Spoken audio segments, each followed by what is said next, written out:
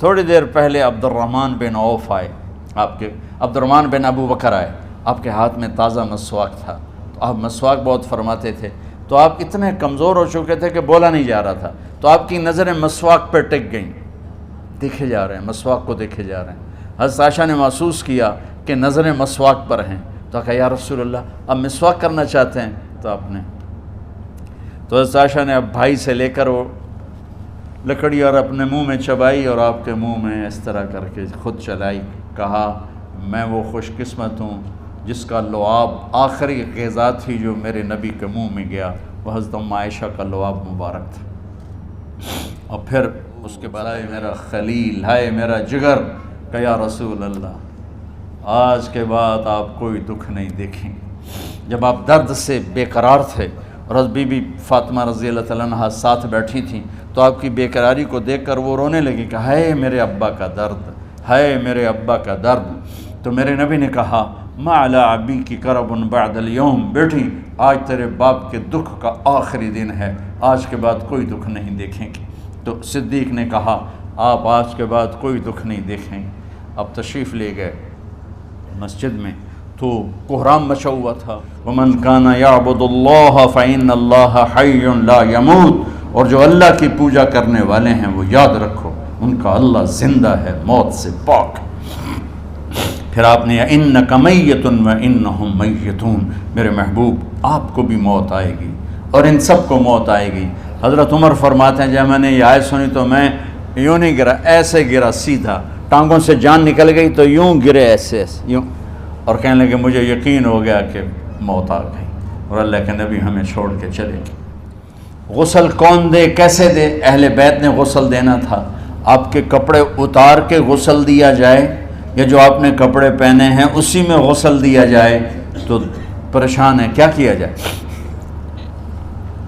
سب پہ اونگ طاری ہو گئی، ایک دم سب کو نیند آئی اور غیب سے آواز آئی کہ ہمارے نبی کو کپڑوں سمیت غسل دیا جائے۔ آپ کے بدن مبارک سے کپڑا نہیں اتارا، کوئی اتارے نہیں، تو اس آواز پر سارے بیدار ہوئے۔ تو حضرت عباس، فضل بن عباس، شقران آپ کے غلام، اور اسامہ بن زید اور علی بن ابی طالب آپ کو غسل دینے والے تھے۔ حضرت علی آپ پر پانی ڈال رہے تھے اور فضل بن عباس جسم کو مل رہے تھے، اور حضرت علی ساتھ ساتھ روتے ہوئے یا رسول اللہ آپ نے ہمیں صبر کا حکم دیا، اگر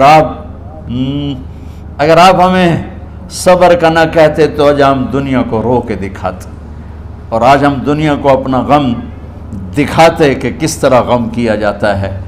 اور یا رسول اللہ آپ کے جانے پر وہ نقصان ہے جو قیامت تک نہ پہلے ہوا نہ بعد میں ہوگا، کہ آپ کے بعد نبوت کا دروازہ بند ہو گیا۔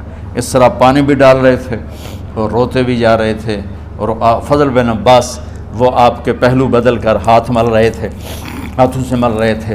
قبر کے کھودنے کا وقت آیا تو وہ لحد ہوتی ہے، کھڈا کھود کے پھر سائیڈ میں کھڈا کھودا جاتا ہے، اور ایک ہوتا اسٹریٹ جیسے ہمارے ہاں ڈال کے اوپر وہ سلیب ڈال دیتے ہیں، تو کیسے بنائی جائے؟ تو ابو طلحہ رضی اللہ تعالیٰ عنہ قبر بناتے تھے وہ والی لحد والی، تو فرمایا جو پہلے آ جائے گا نا وہی قبر تیار کر لے۔ تو ابو طلحہ پہلے آ گئے تو لحد والی قبر تیار کی گئی، اور آپ کے کفن دینے کے بعد وہی وہ سب چلے گئے۔ اس کے بعد باری باری اہل بیت، ان کی خواتین، ان کے بچے، پھر مہاجرین، ان کے خواتین، ان کے بچے، ان کے نوکر، پھر انصار، ان کی خواتین، ان کے بچے، ان کے نوکر۔ تو پیر اور منگل یہ 2 دن سارے گزر گئے، اور منگل کو عشاء کے بعد جا کر یعنی بدھ کی رات آپ کی تدفین کا وقت آیا۔ تو جب آپ کو قبر میں اتار دیا گیا تو مغیرہ بن شعبہ رضی اللہ عنہ کھڑے تھے، انہوں نے اپنی انگوٹھی اتار کے اندر پھینک دی لحد۔ تو پھر کہنے لگے علی یہ میری انگوٹھی نیچے گر گئی ہے، اٹھا لوں؟ ایک بہانہ کیا نبی کو بوسہ لینے کا، انگوٹھی پھینک کر فرمانے لگے علی وہ میری انگوٹھی گر گئی ہے، اٹھا لوں؟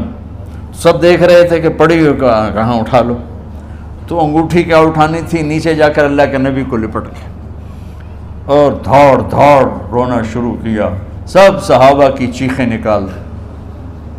انگوٹھی تو ایک بہانہ ہی تھا، آخری شخص جس کا جسم نبی کے جسم سے ٹچ ہوا وہ مغیرہ بن شعبہ ہیں۔ تو پھر سب نے شور مچایا کہ باہر نکالو، باہر نکالو، باہر نکلو، باہر نکلے۔ تو اینٹیں لگائی گئیں، پھر مٹی ڈالی گئی۔ تو جب واپسی ہوئی تو حضرت انس گزرے تو حضرت فاطمہ کھڑی تھیں، طابت نفوسکم ان حسیتم علی رسول اللہ التراب۔ انس، کس جگر کے ساتھ تم نے نبی کو مٹی میں چھپا دیا، کس جگر کے ساتھ تم نے نبی کو مٹی میں چھپا دیا۔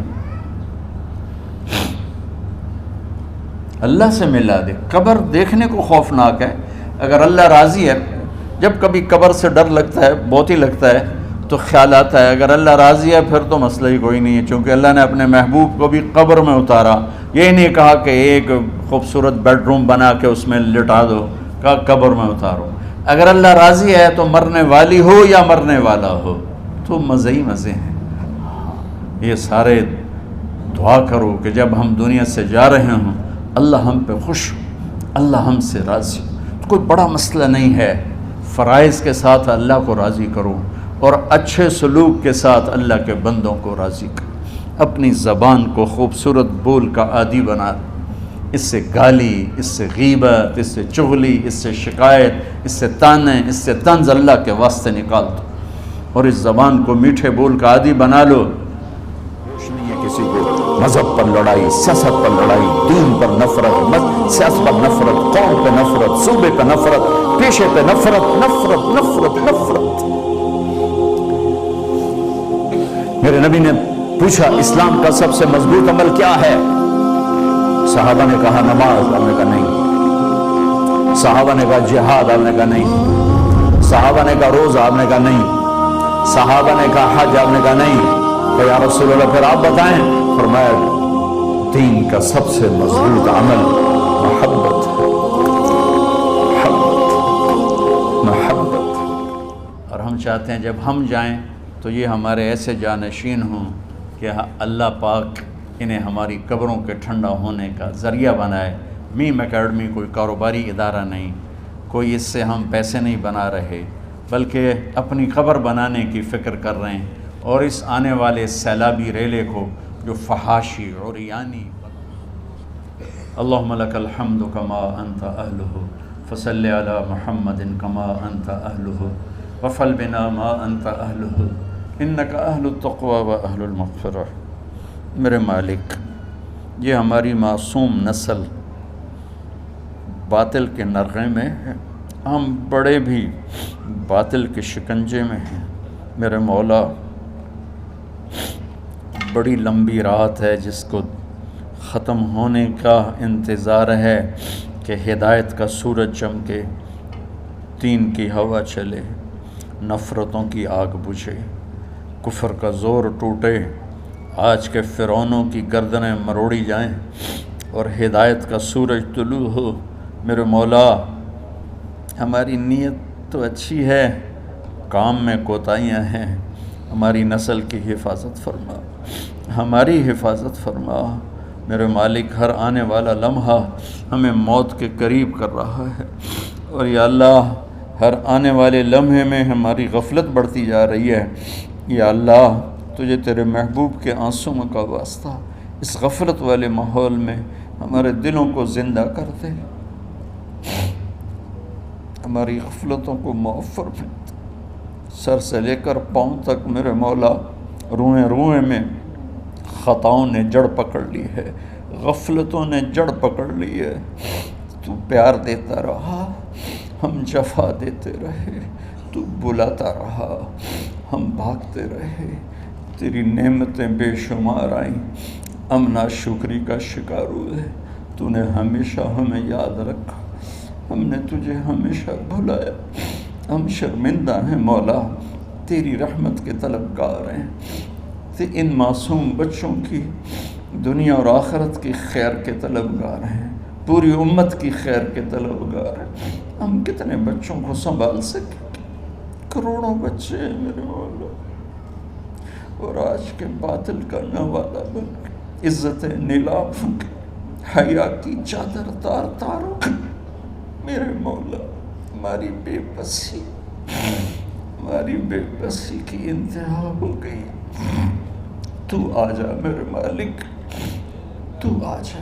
یہ دنیا تیری بستی ہے، تیرا آنگن ہے، اسے شیطانوں نے گندا کر دیا ہے، بھر دیا ہے، کفر سے بھر دیا ہے، شرک سے بھر دیا ہے، شراب سے بھر دیا ہے، بدکاری سے بھر دیا، نافرمانی سے بھر دیا، سود ظلم و ستم سے بھر دیا۔ ہم اس کمزور کی طرح ہیں جو گھر کو جلتا دیکھتا ہے، پانی کا ایک ڈول بھی نہیں گرا سکتا۔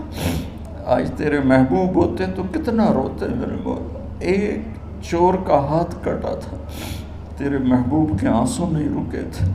ادھر ہمارے معصوم بچوں کے گردنیں کٹ، عزتیں نیلاموں کی۔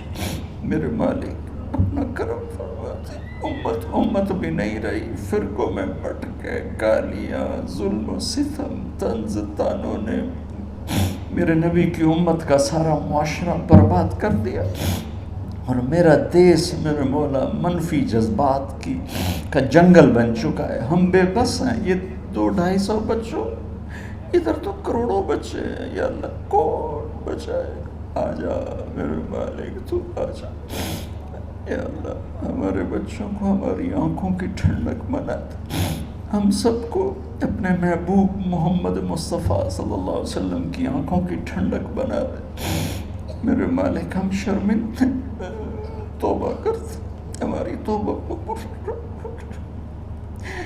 یا اللہ تو خود کہتا ہے تمہارے اتنے گناہ ہوں کہ آسمان کی چھت تک چلے جائیں، پھر ایک دفعہ معافی مانگو تو میں معاف کر دیتا۔ اور تو میرے مولا تھوڑی تھوڑی گندگیوں لیے پھرتے۔ ہمارے گناہ تو چاند تک بھی نہیں پہنچے ہوں گے، اس خلا تک نہیں پہنچے ہیں، گناہگار ہیں۔ تیرے حبیب کی امت تجھے وحدہ لا شریک مانتے ہیں، تجھے وحدہ لا شریک مانتے ہیں، تیرے سوا کسی کے آگے ہاتھ نہیں پھیلتے، تیرے محبوب کو تیرا رسول اور آخری مانتے ہیں۔ تیری جنت حق ہے، تیری جہنم، تیرا حساب حق ہے، تیرے فرشتے حق ہے، سارے انبیاء، ساری کتابیں حق ہے۔ یہاں تک تو ہم نے کھرا ایمان رکھا ہے، جب عمل کا وقت آیا تو ہم کھوٹے ثابت ہوئے، ہم ہار گئے، شیطان جیت گئے، ہم ہار گئے، شیطان جیت گئے۔ میرے مولا معاف کر دے۔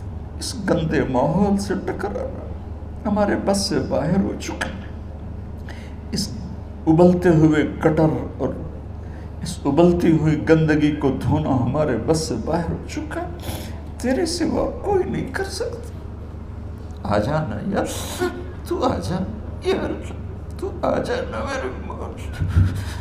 جیسے بچہ ابا سے کہتا ابا چل میرے ساتھ، چل میرے ساتھ، چل میرے ساتھ، وہ بھی اٹھ کھڑا ہوتا ہے۔ میرے بانے تو آنے جانے سے پاک ہے، زمان و مکان سے پاک ہے۔ یہ ہمارا پاگل پن ہے، ہم کہتے ہیں آ جا، تو پہلے ہی شارک سے زیادہ قریب، پر اس کفر کو، اس گندگی کو، اس آوارگی کو ہم کیسے مٹائیں؟ ہم تو خود اس کا شکار ہوئے چلے جا رہے ہیں، ہم خود اس میں بہتے چلے جا رہے ہیں، اوپر موت تیری سے قریب آ رہی ہے۔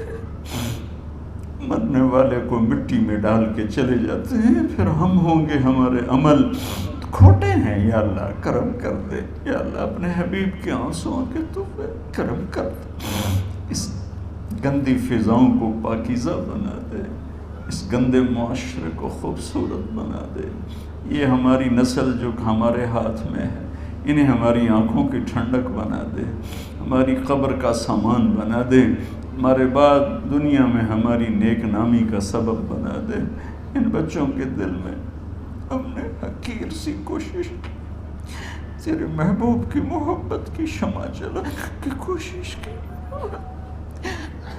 پتہ نہیں ہم کامیاب ہوئے یا ناکام، یہ تو موت پہ پتہ چلے گا۔ لیکن مولا تیری عزت کی قسم، ہم نے ان بچوں کے لیے تیرے حبیب کی محبت کو چاہا، کہ ان کی جوانیوں میں تیرے حبیب کی محبت شامل ہو، ان کے خون میں شامل ہو، ان کی سوچوں میں شامل ہو۔ یا اللہ تو پوری امت کے بچوں کو، عرب و عجم کے بچوں کو، میرے مولا تیرے حبیب کی امت جو مغربی ممالک میں چلی گئی ہے، تباہ ہو گئے میرے آقا، برباد ہو گئے، ان کی نسلیں اسلام چھوڑ کے، ہماری نسل ہمیں واپس لوٹا دے، ہماری نسل ہمیں واپس لوٹا۔ آج میں یا اللہ چھپتی پھرتی ہیں اپنے بچوں کی بدتمیزی سے، باپ ڈرتے پھرتے ہیں اپنی اولاد کی بدتمیزی سے۔ آج گریبان باپ کا ہے اور ہاتھ بیٹے کا ہے، آج دوپٹہ ماں کا ہے اور ہاتھ بیٹی کا ہے۔ میرے اللہ ہم تو عاجز ہیں، تو قادر ہے، ہم مجبور ہیں، تو جابر ہے، تو فیصلے فرما دے۔ آج فیصلہ کر ہی دے یا اللہ، اپنے حبیب کی امت کی ہدایت کا سورج طلوع فرما دے اور ہمارے اس حقیر سی کوشش کو قبول فرما لے، اسے بڑھا دے، اسے پورے ملک نہیں پوری دنیا میں پھیلا دے، اور جو اس کوشش میں ہمارے ساتھ شریک ہیں انہیں، ان بچوں کو، ان کے والدین کو، کہ عزیزوں کو دنیا اور آخرت کی ہر خیر نصیب فرما، ہر شر سے بچا۔ اور جو ہمارے ساتھ یا اللہ اس ادارے کو چلانے میں شریک ہیں، خواتین ہیں، مرد ہیں، عورتیں ہیں، بڑے ہیں، چھوٹے ہیں، ان سب کی دنیا بھی بنا دے، آخرت بھی بنا دے۔ ان سارے آنے والے حاضرین حاضرات کو یا اللہ اپنی رضا دے دے، اپنی محبت دے دے، اپنے حبیب کی رضا اور محبت دے دے۔ یا اللہ ہمارے بیماروں کو صحت دے دے، یا اللہ ہمارے تنگ دستوں کی تنگی دور فرما دے، جو ایمان پہ چلے گئے ان کی قبریں روشن فرما دے۔ جب ہمارے جانے کا وقت آئے تو ہم سے راضی، ہمیں دھتکار نہ دے، ہمیں ٹھکرانا، اپنی رحمت کی چادر میں چھپا لینا، ہمیں دیکھ کے مسکرانا جیسے تو طلحہ کے لیے مسکرایا تھا۔ ان سب کو جزائے خیر نصیب فرما۔ جتنے یہاں موجود ہیں، اسپیکر والے، پیرے والے، چوکیدار، یہ اس مارکی والے، سب کو یا اللہ دنیا اور آخرت کی ہر خیر عطا فرما اور ہر شر سے محفوظ فرما۔ وصلی اللہ تعالی نبی الکریم، آمین۔